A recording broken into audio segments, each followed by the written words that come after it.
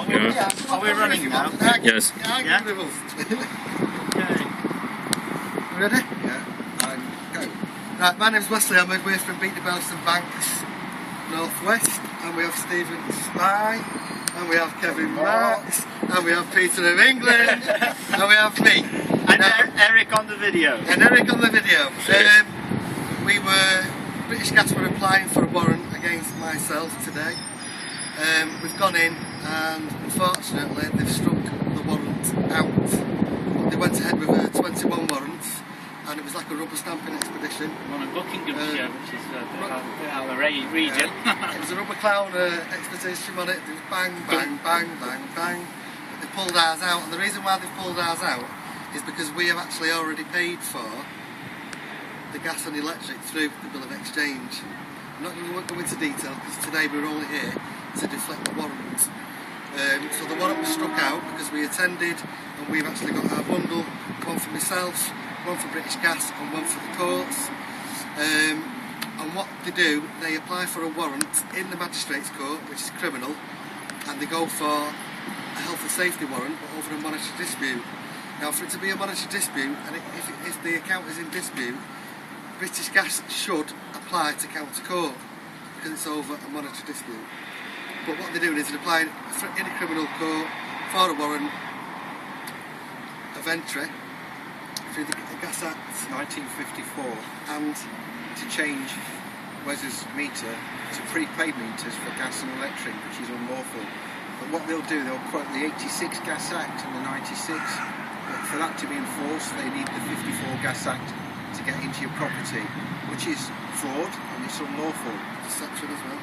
Also, when we came into the court this morning, the gas agent, I think he knew who we were, to be honest, and he said the warrant's been struck out. So what we did was served the gas agent a notice, which basically says if he applies for any more warrants, now or in the foreseeable future, he's committing fraud under penalty of perjury and also from the Protection of Harassment Act 1997.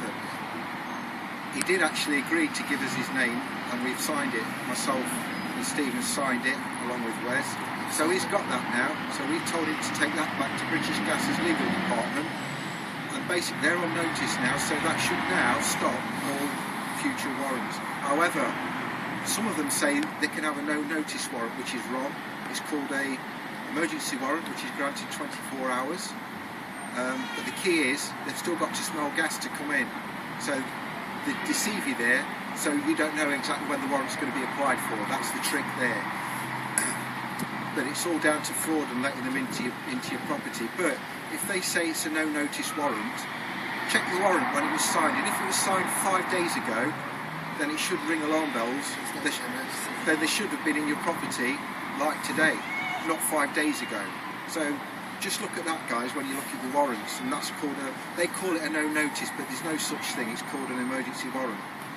So we've been into court, we've watched the warrant struck out, and we've also had written confirmation from the gas agent that the warrant has been struck out forthwith. So it's a waiting game now, and we just want British Gas to bring the claim to the table in the correct jurisdiction, which is county court, civil. And that's where we are now, yeah? Yeah, so I'm hoping British Gas is watching, or is going to watch this video, because it's Wesley Ahmed and the people versus the big energy giants. Gas and electric are free. Do you want to say anything? Someone a bit paid for No, I just enjoyed the experience, and it's been very nice just watching this excellent research material. It's some of the best I've seen, and I complimented Wesley on the fact that most people turn up with nothing or very sort of dishevelled paperwork. It's all very well done. I've had a look through it, and we are going to be working with that through Removement and Freeman Legal Services. Yeah, well, out of the 20 odd applications for warrants, nobody's turned up to object to these warrants. People need to get to the court and just object. They withdraw them without you having the bundles. We're going at them full steam. But get down, if they apply for a warrant, get down and just object. That's right, it's like I say, never ignore, always explore. I'd like to thank Kevin Marks as well, because we spent 2 weeks. I'd like to thank Paul Webster as well, because he's put us in the pivot of the direction to where we should be going. Our Obi-Wan Kenobi. Yes, that's right. One of the reasons why we're doing this as well is because last Last year, I think every 7 minutes one vulnerable person died through death-related illness. This year, that was 30,000 people. This year, the ratio has dropped from one person every 3 minutes have died this year over the winter months. 50,000. 50,000 people have died because they cannot afford to heat the homes or feed themselves. This country is gone to the corporations. They're picking on the most vulnerable elements of society. People need to fight back, protect the vulnerable people out there, the old age pensioners, like the disabled people, all the people being kicked off benefits like by ATOS and like the suspension of benefits all up and down the country. It's a criminal enterprise by the elite, the 1%, the bankers that are running all these sham of electric and gas companies. It's a crime that's going on. Well, everything's orchestrated. All the energy companies, it's rigged. Everything's orchestrated. It's already been paid for. Any utility bill has been paid for. Six biggest companies, they rig the prices. It's a monopoly. It's not a fair game. We need to bring those prices down to an acceptable level so everybody can afford them. And the one interesting point we asked why the warrant was struck out, and he said, well, probably because you paid for it.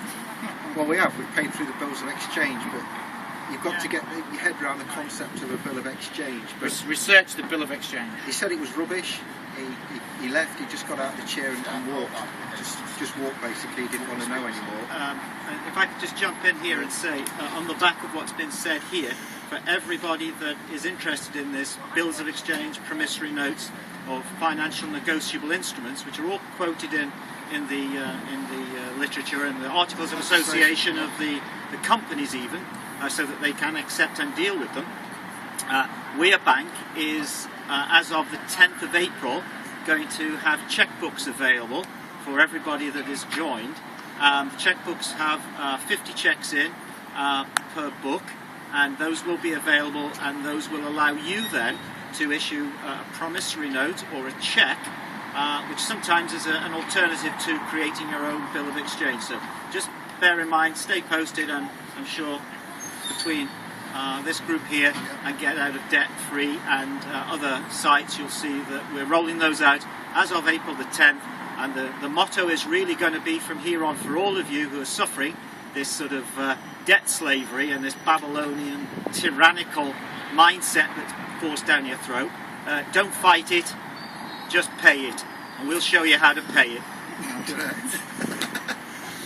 Anyway, my name's Wesley Ahmed. Can we sit now? Yeah. Right, love and light. Thanks to the bailiff. Yes. Love and light. Bye bye now. Excellent. Love and light.